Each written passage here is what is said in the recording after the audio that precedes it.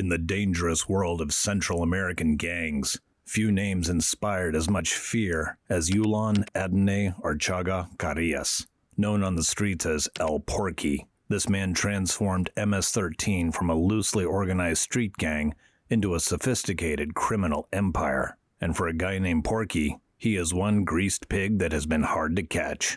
Authorities have been chasing this guy for years. While other gang leaders made headlines because of their brutality, El Porky made his mark with cunning strategy and for being meticulously organized. For years, this criminal mastermind controlled MS-13's operations across Honduras with an iron fist, and somehow managed to stay one step ahead of the authorities. His network extended from the poorest neighborhoods of Honduras to little groups or cells operating throughout the United States. At the height of his power, El Porky commanded thousands of gang members and orchestrated criminal activities worth millions of dollars, which meant this guy knew how to bring home the bacon. His mug eventually landed on the FBI's 10 Most Wanted list, with a $100,000 reward for information leading to his capture. So now how did a guy rise from the streets to become one of the most feared gang leaders in the Western Hemisphere? What strategies did he use to build his criminal empire? And what finally led to his downfall? Join us as we pull back the curtain on the rise and fall of El Porky, the man who became the face of MS-13's reign of terror. Warning: the following is meant for educational purposes only and should not be taken otherwise. Apex Crime Lords does not condone, encourage, or glorify the actions of the individuals covered in this program. Viewer discretion is advised. Yulan Adonay Archaga Carias was born on February 13, 1982, in San Pedro Sula, Honduras. This is a country that would soon be plagued by poverty, corruption, and violence. And even though he might not be the tallest guy in the room at 5'5", his rap sheet sure stands tall. Details about El Porky's early life remain largely shrouded in mystery, which is exactly how a criminal mastermind would want it. We do know that he grew up during a time when Honduras was experiencing significant social and economic upheaval.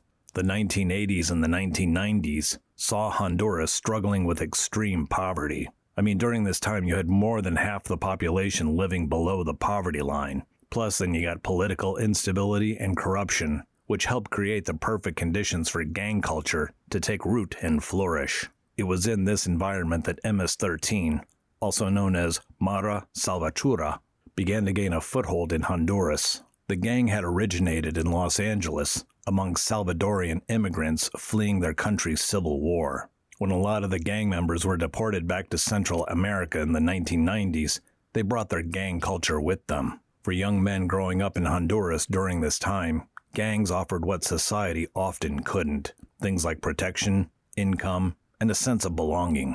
We're not exactly sure when El Porky joined MS-13, but we know that by his early adult years, he was already rising through the ranks. Those who met the guy described a man with natural leadership abilities and a strategic mind. Unlike many gang leaders who relied solely on brutality, El Porky understood the power of organization and business acumen. So he wasn't just another street thug. He was a calculating strategist who saw MS-13's potential to become something much bigger than a simple street gang. Early reports suggest that he had a particular talent for maintaining discipline within his ranks and for expanding the gang's criminal enterprises beyond traditional activities. By the early 2000s, El Porky had established himself as a significant figure in the Honduran underworld. But now what made this guy different wasn't just his willingness to engage in violence, but his ability to see the bigger picture. While others focused on neighborhood-level control, Archaga Carias was already dreaming about a transnational criminal network. El Porky's rise to the highest ranks of MS-13 was fast and quick, but it was also strategic. By the mid-2000s, he had positioned himself as a regional leader within the gang structure. His approach combined old-school intimidation with a surprisingly sophisticated understanding of criminal economics. With his guidance, MS-13 began to diversify its operations beyond street-level extortion and turf wars. He understood that real power came from not just controlling neighborhoods, but from controlling how and where the money flows. El Porky established connections with drug trafficking organizations, which created new revenue streams for MS-13. He transformed what had been primarily a street gang into a multifaceted criminal organization. His operations expanded into drug trafficking, arms dealing, human smuggling, and large-scale extortion schemes. But now what truly set El Porky apart was his business model. He ran MS-13 like a corporation, with clear chains of command and specialized divisions. Each clica, or smaller group, had specific responsibilities and targets, which helped maximize efficiency and profits. Unlike a lot of his contemporaries who flaunted their wealth and power, El Porky maintained a pretty low profile. This strategic anonymity helped him evade law enforcement for years, while he continued to expand his criminal empire. By 2021, he was named the FBI's top 10 most wanted list. Authorities described him as the overall leader of MS-13 in Honduras, but his influence went way beyond that, and he had direct connections to the MS-13 cliques operating throughout the United States. El Porky's rise wasn't just about building a criminal organization. It was about creating a shadow government in the areas where the official government had failed. In a lot of the neighborhoods under MS-13 control, it was El Porky's word that mattered, not the law. He established a complex system of taxes on local businesses, public transportation, and even other criminal operations. Yes, you heard me correctly. The guy was controlling revenue from other gangs. Most criminal organizations are fighting each other for territory and profits, but El Porky managed to position himself above all of that. He created a system where other criminal groups operated under his umbrella and had to pay for that privilege. I mean, how badass is that? Getting other gangs, who aren't exactly rule followers, to follow your rules and pay you money. That is one hell of a way to get a passive income. The extortion network created a steady cash flow that helped fund the gang's expansion and operations. By maintaining a stable revenue stream, El Porky ensured his organization could weather crackdowns and continue to grow. His rise to power coincided with Honduras becoming one of the most violent countries in the world. I mean, outside of active war zones. But a lot of this violence was attributed to gang conflicts. El Porky seemed to understand that uncontrolled violence was bad for business. Reports suggested that he targeted intimidation over random violence, making his control more efficient and, in a disturbing way, more sustainable. At the height of his reign, El Porky's power was near absolute in MS-13 territories across Honduras. His leadership style combined ruthless enforcement of gang rules with a surprisingly sophisticated management structure. For someone nicknamed after a cartoon pig, there was nothing cartoonish about the way he ran his criminal empire. Unlike the chaotic leadership of a lot of criminal organizations, El Porky ran MS-13 with a clear vision and strategy. He established a system where local clique groups could report up a chain of command, with all major decisions requiring his approval.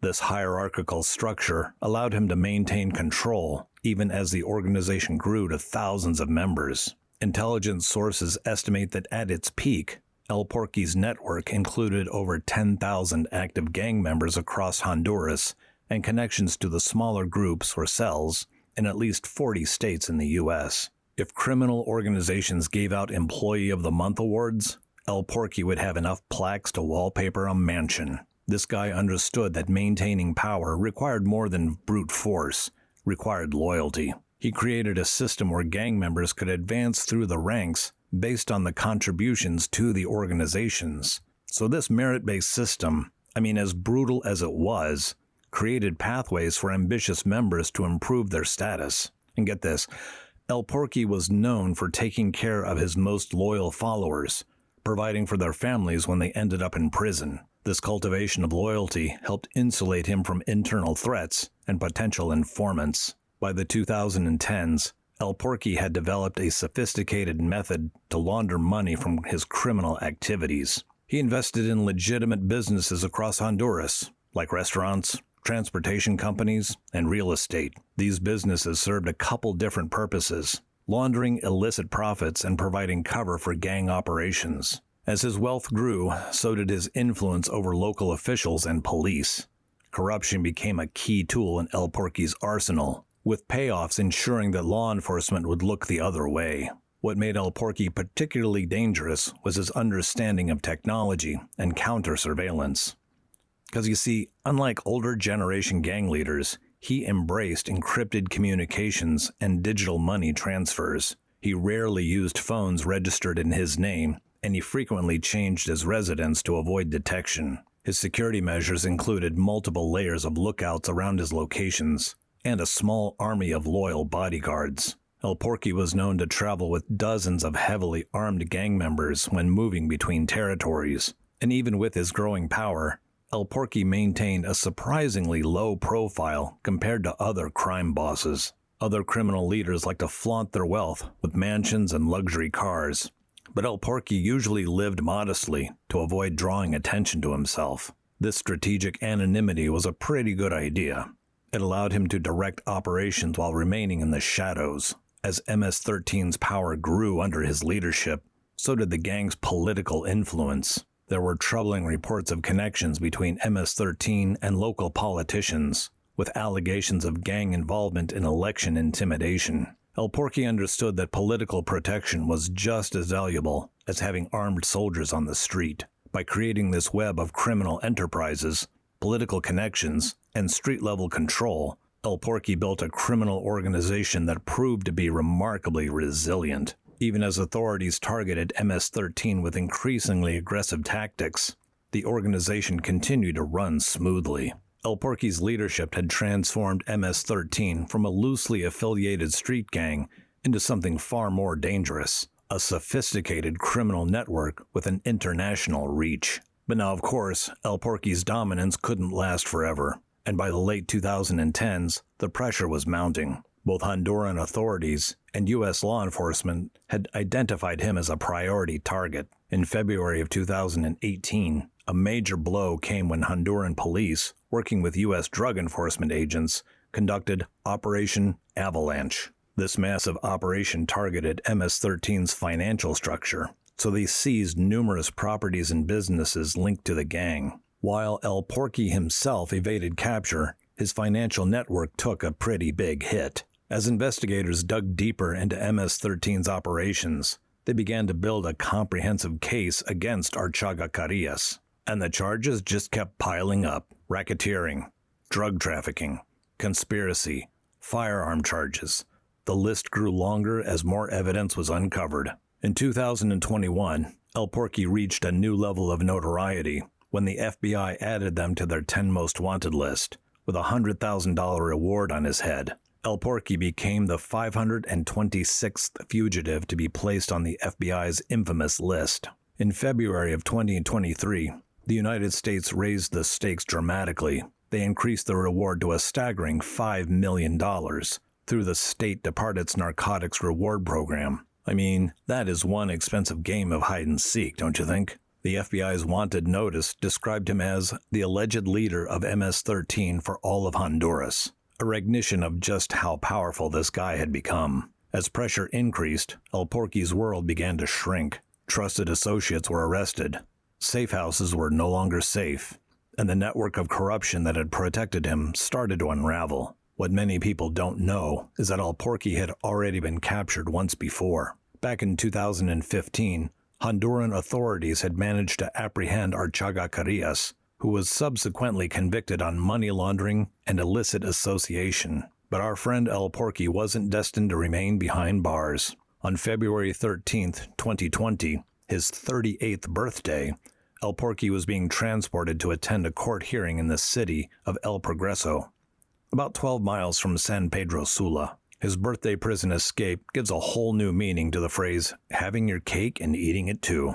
Instead of using a helicopter as protocol dedicated for high-profile inmates, he was transported in a van with minimal security. And what happened next seems like something straight out of a Hollywood action movie. Like seriously though, his prison escape was so well orchestrated, it makes Ocean's 11 look like amateur hour. Security footage revealed two groups of men dressed in military police uniforms arriving at the courthouse. The first group escorted a handcuffed man, which was a decoy prisoner designed to distract security personnel. The second group escorted a man in a black tunic, which was the kind typically used to protect witnesses' identities, but this time, the tunic concealed weapons and ammunition. In a carefully orchestrated operation, an MS-13 squad stormed the courthouse and helped El Porky escape in a hail of bullets. The precision of the operation demonstrated El Porky's continued influence and connections, even from behind bars. Since that dramatic escape, El Porky has managed to remain a ghost, eluding capture despite being one of the most wanted men in the Western Hemisphere. In February of 2023, the United States government significantly increased pressure on Archaga Carias beyond the FBI's efforts. The U.S. Treasury sanctioned him, placing him on the specially designated nationals and blocked persons list, which is pretty much going to freeze any asset he might have here in the U.S., and it keeps Americans from doing business with him. Despite these escalating pressures, El Porky remains at large, believed to be hiding somewhere in Honduras. The indictment against him in Southern District of New York painted a picture of a criminal leader who had directed countless acts of violence while building a sophisticated criminal enterprise. Federal prosecutors charged him with racketeering conspiracy, cocaine importation conspiracy, possession of machine guns, and conspiracy to possess machine guns. They allege that under El Porky's leadership, MS-13 had become increasingly involved in large-scale drug trafficking, both in Honduras and the United States. According to the FBI, he provided firearms, narcotics, and cash to MS-13 members operating within the United States, while personally ordering numerous acts of violence to maintain control and eliminate rivals. Even though he just stood 5 feet 5 inches tall and weighed about 160 pounds, El Porky's physical stature is nothing compared to his enormous influence on the criminal underworld. El Porky proves that in the criminal world, it's not the size of the dog in the fight, but the size of the fight and the dog. The charges he faces carry potential sentences that could keep him behind bars for the rest of his life. That is, if authorities can find him. The FBI has featured El Porky in podcasts and videos, highlighting the danger he poses and the importance of his capture. His ability to remain at large, despite such a massive manhunt, speaks of his intelligence,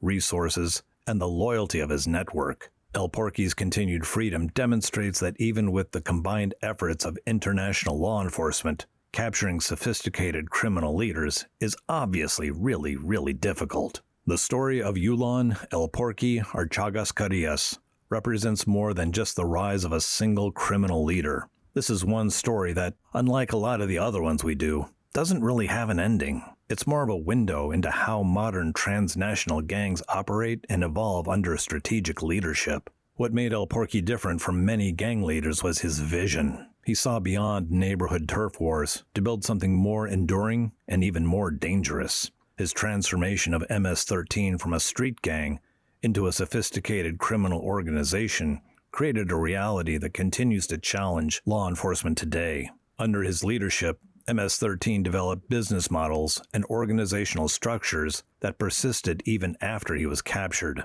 El Porky understood something that a lot of criminal leaders miss, that longevity in the criminal world doesn't come from violence, but from systems and structures. The networks he built, from extortion rackets to money laundering, created a criminal ecosystem that proved to be difficult to dismantle. Even when El Porky was behind bars, many of these criminal mechanisms continue to function. His story also highlights the challenges facing countries like Honduras, where weak institutions and academic poverty create fertile ground for criminal organizations. In areas where legitimate opportunities are scarce, gangs like MS-13 offer alternative paths to money, respect, and power. This societal context helps explain why, despite aggressive law enforcement efforts, organizations like MS-13 continue to attract new members. El Porky's continued evasion of capture represents a significant challenge for law enforcement, and the conditions that allowed him to rise to power remain largely unchanged. His legacy serves as a warning about the evolution of criminal organizations in the 21st century. The old model of gang leaders, who were just violent enforcers, has given way to more sophisticated criminal executives like El Porky. These modern crime bosses combine traditional intimidation tactics with business acumen and strategic thinking. They leverage technology, create international networks, and developed complex financial operations. This evolution makes combating these organizations increasingly challenging for law enforcement agencies worldwide.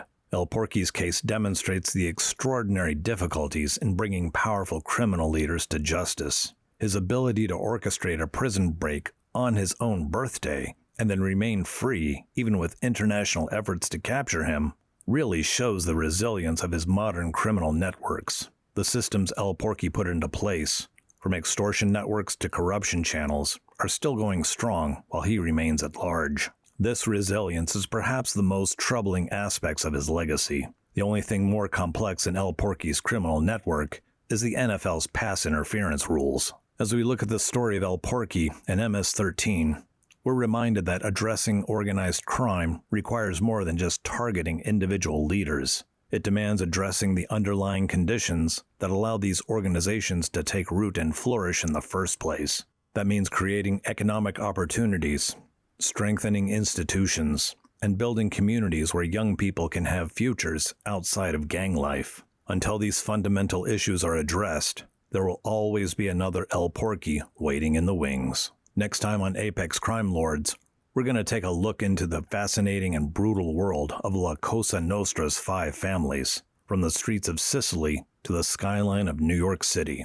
We'll explore how these legendary crime syndicates built criminal empires that dominated organized crime in America for decades. We'll uncover the stories behind the names of Gambino, Lucchese, Colombo, Bonanno, and Genovese, families that wrote the rulebook for organized crime in America. Just as we explore their rise to power, their internal structures, their most notorious members, and the law enforcement efforts that eventually brought many of them down. Don't miss this closer look into the most iconic criminal organizations in American history. El Porky transformed MS-13 from a street gang into a sophisticated criminal enterprise. I mean, come on, that's like turning your lemonade stand into Amazon. What do you think this tells us about the evolution of criminal organizations in the modern era? And despite massive law enforcement efforts, gangs like MS-13 continue to attract new members in countries like Honduras. So what do you think this suggests about the underlying social and economic factors that contribute to gang culture? El Porky managed to evade capture for years, despite being one of the most wanted criminals in the Western Hemisphere. What do you think that tells us about the challenges law enforcement faces when dealing with sophisticated criminal networks? Under El Porky's leadership, MS-13 developed complex financial operations and legitimate business fronts. How do you think this blurring of lines between criminal and legitimate businesses changed the way we need to approach combating organized crime? And even though this guy has a $5 million reward and international sanctions, El Porky remains at large. What do you think that tells us about the limitations of traditional law enforcement approaches when dealing with sophisticated criminal networks? How will Yulan El Porky Archaga Carias be remembered? That's up for you to decide. Leave your thoughts in the comments section below. Please like, feel free to comment, and give us a share. And until next time, stay safe and stay dangerous.